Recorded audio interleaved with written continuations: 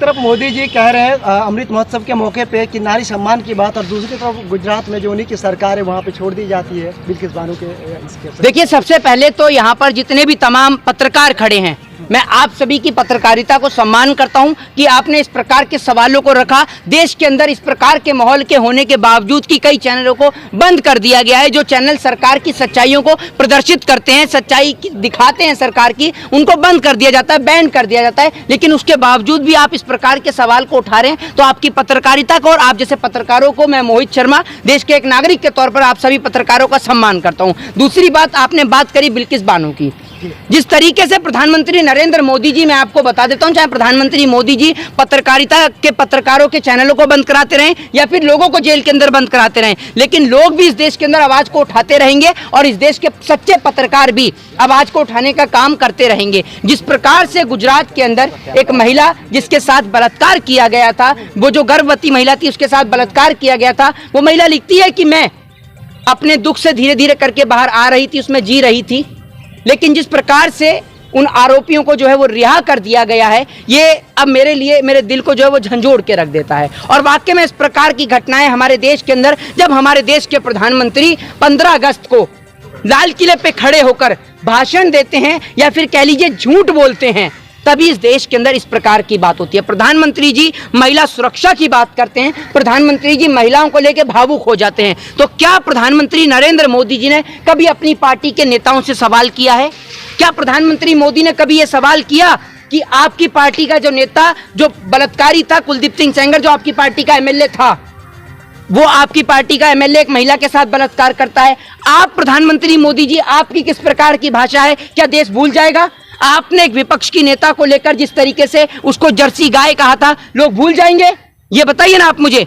जब प्रधानमंत्री जी बोलते हैं करोड़ों रुपए की गर्लफ्रेंड, ये भूल जाएंगे लोग? तो प्रधानमंत्री जी को ही सबसे पहले महिला का सम्मान करना होगा। और दूसरी बात, प्रधानमंत्री नरेंद्र मोदी जहां से गुजरात से आते हैं, गुजरात से मुख्यमंत्री भी बने और उसी गुजरात में बलात्कारियों को रिहा कर दिया जाता है। मैं कहता हूं कि बलात्कार चाहे मौलाना की बेटी के साथ हुआ हो, चाहे बलात्कार पंडित की बेटी के साथ हुआ हो, बलात्कार बलात्कार होता है। आप बलात्कारियों को हिंदू, मुस्लिम, सिख, ईसाई की नजर से मत देखिए, क्योंकि बलात्कार करने वाला इस देश के अंदर किसी जाति, किसी धर्म और किसी मजहब से नहीं होता है। और इस देश के अंदर इंसानियत और मानवता का गला उसी दिन घुट जाता है जिस दिन बलात्कारियों को, आरोपियों को जो है मिठाई खिलाकर, फूल की माला पहनाकर उनका स्वागत किया जाता है। मैं पूछना चाहता हूं कि उस पिता के दिल पर क्या चोट पहुंच रही होगी, उस महिला के दिल पर क्या चोट पहुंच रही होगी जिसकी बेटी के साथ या जिस महिला के साथ बलात्कार हुआ है। इस देश के अंदर बलात्कार जो है वो एक आम बात हो चुकी है।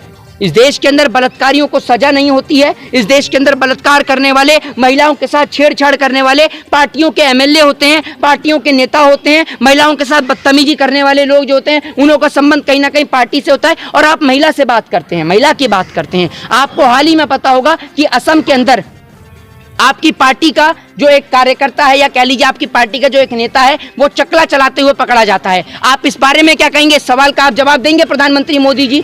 आप महिला शक्ति की बात करते हैं ना, महिला सुरक्षा की बात करते हैं। आप मुझे ये बता दीजिए कि अब तक आपके कार्यकाल के दौरान 2014 से लेकर अब तक कितनी महिलाओं को पूर्णतः इंसाफ मिला है? क्या हुआ हाथरस के अंदर जब एक बेटी के साथ बलात्कार हुआ? इतनी दर्दनाक घटना, इतनी निंदनीय घटना कि शव को भी जला दिया जाता है। गुजरात के अंदर बिल्किस बानो के साथ बलात्कार होता है। पूरे देश को ये तस्वीरें, ये खबरें दहला के रख देती हैं, पूरे देश को हिला के रख देती हैं कि आज जब हम चांद की ओर जाने की बात करें, चांद पे बढ़ने की बात कर रहे हैं, उस समय हमारे देश के अंदर महिलाओं के साथ बलात्कार होता है। और प्रधानमंत्री मोदी जी, जो कि आंखों के अंदर एक एक्टर को भी रोने के लिए ग्लिसरीन की आवश्यकता होती है, प्रधानमंत्री मोदी जी बिना ग्लिसरीन के रो जाते हैं और बिना ग्लिसरीन के भावुक हो जाते हैं। दिल से निकलता है ना उनका रोना जी, दिल से निकलता है। देखिए, एक बात मैं आपको बताता हूँ, मुझे बोलना नहीं चाहिए, वो सबकी एक पर्सनल इंटेंशन है। लोग कहते भी हैं इस बात के लिए कि वो प्रधानमंत्री जी की एक पर्सनल बात है। दूसरी बात ये कि मैं आपको एक बात बता दूं, प्रधानमंत्री नरेंद्र मोदी जी की भी वाइफ है। ऐसा नहीं है कि प्रधानमंत्री मोदी जी ने शादी नहीं करी है, शादी करी है। और अब मैं आपको बता दूं, जब महिलाओं की इस देश के अंदर बात हो रही है, तो योगी जी का भी एक स्टेटमेंट आया है जो आप सभी लोगों ने पढ़ा होगा। यूपी में 4 शादियों तक का रजिस्ट्रेशन करा सकेंगे मुसलमान, धार्मिक रीति रिवाज में दखल नहीं। एक और 3 तलाक, सुन लीजिए, सुन लीजिए, मुझे पता है कि जहां मोदी जी और योगी जी का जिक्र आता है, जिन पत्रकारों को मैंने सैल्यूट करा है, उनमें से कुछ ऐसे पत्रकार भी हैं जो नरेंद्र मोदी और योगी आदित्यनाथ को अपना आका मानते हैं, ठीक है। लेकिन फिर भी मैं उनको सुन लीजिए, प्रधानमंत्री बिल्कुल हम मानते हैं, सुन लीजिए मेरी बात, भी मानना चाहिए, सम्मान करना मेरी बात सुनिए। मैं प्रधानमंत्री पद की रिस्पेक्ट करता हूं और प्रधानमंत्री से मेरी कोई पर्सनली दुश्मनी नहीं है। प्रधानमंत्री जी से मेरा कोई घर नहीं चलता है, आपका घर चलता है, इसलिए आपकी पर्सनल रिश्तेदारी है। मेरी कोई पर्सनली दुश्मनी नहीं है प्रधानमंत्री जी से। मेरे कोई घर की जमीन पर सुन लीजिए, मुझे देखने आते हैं, हमारा घर एक मेरी बात सुन लीजिए, मेरी बात सुन लीजिए, मेरी बात सुन लीजिए। हमारा घर चलता है, क्यों नहीं चलता है आपका घर? जब ये क्या कर रहे हैं आप, ये हैं आप क्यों? एक बात आप मुझे बताइए, इतने सारे पत्रकार हैं, इतने सारे पत्रकारों में मैंने कहा कि आपका घर चलता है, तो इतने सारे पत्रकार में आप ही को क्यों बिलक लगी इतनी? आप ही क्यों तिरमराट उठी? क्योंकि जब कुत्ते की पूंछ पे पांव रखा जाता है ना, तो कुत्ता भी ऐसे ही चिल्लाता है, ठीक है ना। हालांकि मैं ये पत्रकारों के लिए इस्तेमाल नहीं कर रहा हूँ, सुन लीजिए। दूसरी बात ये कि इस प्रकार की जो है ये मुद्दा बहुत ही गंभीरशील मुद्दा है। आप जैसे पत्रकार सामने से आके सवाल कर आप पीछे जाकर हंस रहे हैं, तो ये जो मुद्दे हैं ना, ये बहुत गंभीरशील मुद्दे हैं। इन मुद्दों में अगर ऊपर वाला ना करे कि वो भी किसी बाप की बेटी है, सुन लीजिए, पहले सुन लीजिए, ये मुद्दा आपकी बहस का नहीं है, ये मुद्दा बलात्कार का मुद्दा है। मैं आपसे कहना चाहता हूँ कि भगवान न करे, मान लीजिए वो आपके घर के परिवार की कोई रिश्तेदार की होती, तब भी आप हंसते इसी तरीके से। आपको शर्म आनी चाहिए कि ये बलात्कार का मुद्दा है और आप बहस लेकर बैठ जाते हैं। आपको शर्म आती नहीं आती है? मैंने यहाँ किसी सरकार की बात करी है, किसी नेता या मंत्री की बात करी है, आपको शर्म आनी चाहिए अपनी पत्रकारिता पे। किसी बेटी के साथ, किसी बहन के साथ बलात्कार होता है और आप जाके, आप जैसे पत्रकार हंस के दिखाते हैं। शर्म आनी चाहिए आपको अपने ऊपर पत्रकार कहते हुए, और अभी भी आप हंस के दिखा रहे हैं। आपकी अगर बेटी होगी तो आपसे सवाल करेगी। हाँ, अब आप कह रहे हैं इतना पर्सनल मत हो। जब आपके घर परिवार से कोई होगा ना, तब आपको पता चलेगा। पर्सनल मत हो करके आप कहते रहते हैं, क्यों ना हो पर्सनल? जब इंसान के खुद के ऊपर बीतती है ना, तब इंसान को पता चलती है। और यही कारण है भारत देश के अंदर जो आज इस कदर हालत है ना, बलात्कार बढ़ते जा रहे हैं, महिलाओं के साथ बदतमीजी बढ़ती जा रही है, रेप की घटनाएं बढ़ती जा रही हैं, महिला असुरक्षित है। तो उसका सबसे बड़ा कारण ही यही है कि लोग ये सोचते हैं कि बिल्किस बानो हो या हाथरस की बेटी हो या निर्भया हो, वो हमारे घर की बेटी थोड़ी थी। मतलब आप लोग तभी आवाज उठाएंगे जब आपके घर की बेटी के साथ ये होगा। मैं नहीं चाहता कि कभी इस देश के अंदर इस प्रकार की घटना हो। ये घटना बहुत ही शर्मसार घटना है जो पूरे देश को हिलाकर रख देती हैं। और इन बलात्कार की घटनाओं में किसी सरकार का कोई रोल नहीं होता है।